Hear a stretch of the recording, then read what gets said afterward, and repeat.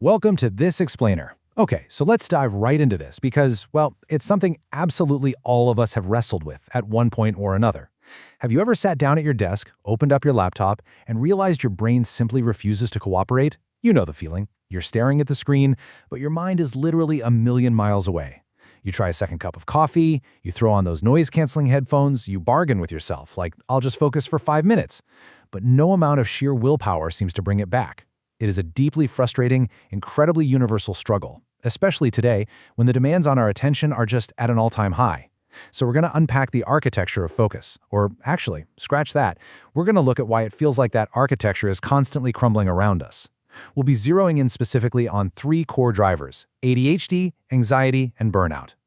Section 1. Why is focus failing? So, why is your focus falling apart? It's a pretty personal question, right? Because when you're sitting there, completely unable to concentrate on a simple email or finish a basic load of laundry, it feels profound. Honestly, it feels like a personal failing. You start getting frustrated, feeling like you just lack discipline. And then, if you're like most of us, you end up down a rabbit hole online. You're taking random quizzes on social media at 2 a.m., desperately trying to self-diagnose why your brain just won't do what you tell it to do. Look, I completely understand that urge. It is incredibly validating to seek answers when you feel like you're losing your grip on your own attention span. You just want to know what the heck is wrong. But here is a massive paradigm shift for you. Ready? Your focus isn't broken. Your brain is doing exactly what an exhausted brain does. Let that sink in for a second. You are not broken. There are very real, very clear underlying reasons for your cognitive fatigue. Your brain is simply reacting to the environment and the internal conditions you're subjecting it to. Once we break down these conditions and finally strip away the guilt we associate with them, we can actually understand what's happening under the hood. Section 2. The ADHD lifelong pattern.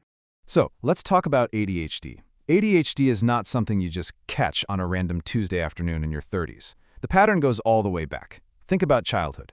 Always struggling with focus and organization in school, maybe constantly losing your homework or daydreaming right through math class.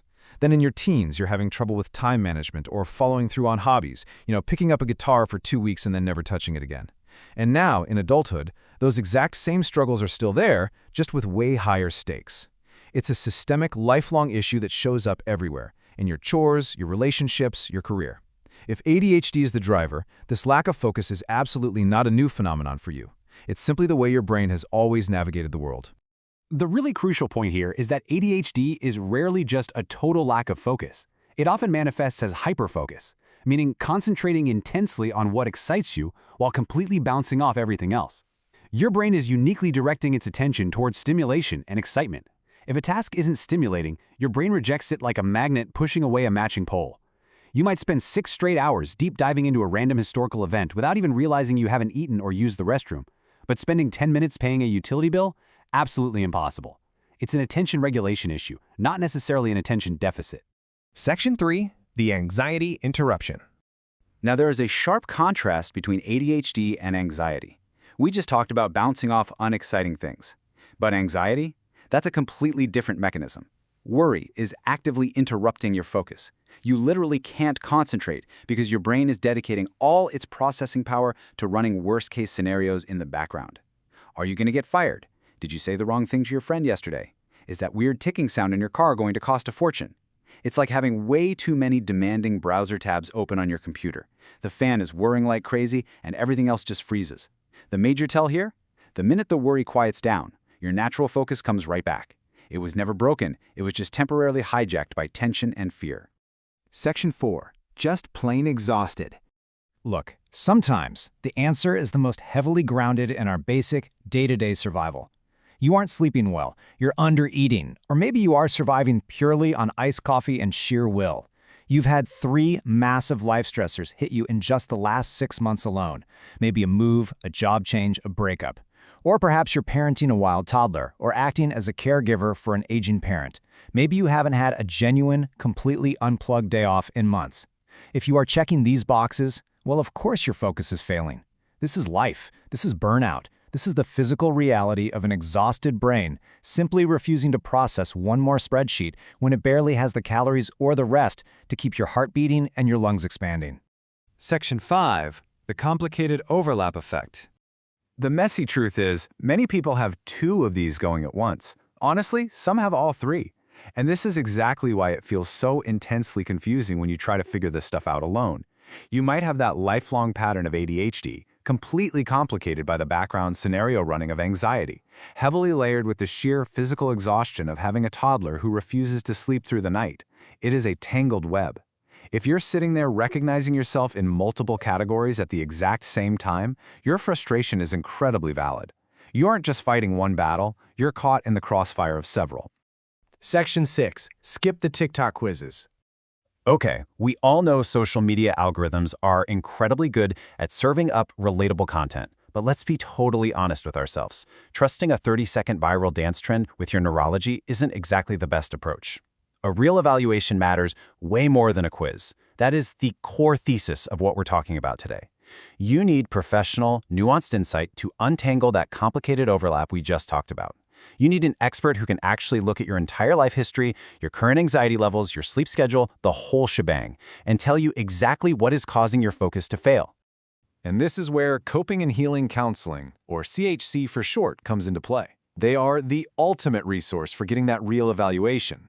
We're talking about a practice with over 15 licensed therapists, including LCSWs, LPCs, and LMFTs.